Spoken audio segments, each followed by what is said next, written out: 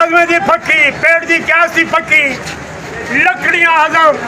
पत्ते हजम, हाजमे वाली फकी, लक्के की दर्द खत्म,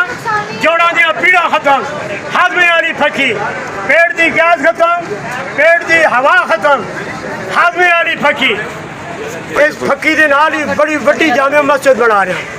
जेड़े पैसे हुण 26 लाख तो उत्ते तजावुज कर गए जी फकी बेच के मैं मस्जिद में बनाना बेच बेहतरीन सट कर साढ़े ने जितनी तकलीफ हो उन्होंने खुद पता चल रहा है मेदी की गैस वास्ते जो बंदा आंदा भाई मैं रोटी खाधी है फिर गैस बन गई है हजम नहीं होया ये फकी खाली एक खुराक पेट की गैस इस तो अलावा जोड़ों में दर्द है री हवा का दर्द है गंठिए का दर्द है ये एक फकी एक खुराक इंशाल्लाह सोच तो बाद फायदा दे सी ये फकी चकवाल की जेल खंडीर फतोई वाली उसके सामने जी मस्जिद बन रही है वो भी मैं बना रहा हूँ तो फकी नाल ही मस्जिद बना रही है इस फकी के नाल ही बड़ी वड्डी जामे मस्जिद बना रहा जेड़े पैसे हुण 26 लाख तो उत्ते तजावुज कर गए जी फकी बेच के मैं मस्जिद में बनाना जेड़ा बंदा 100 की कहना 50 मस्जिद जेड़ा बंदा 50 की फकी कहना वो 5 मस्जिद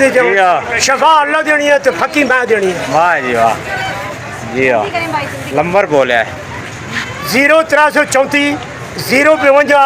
85 थंदीर फतोई जिला चकवाल सब जेल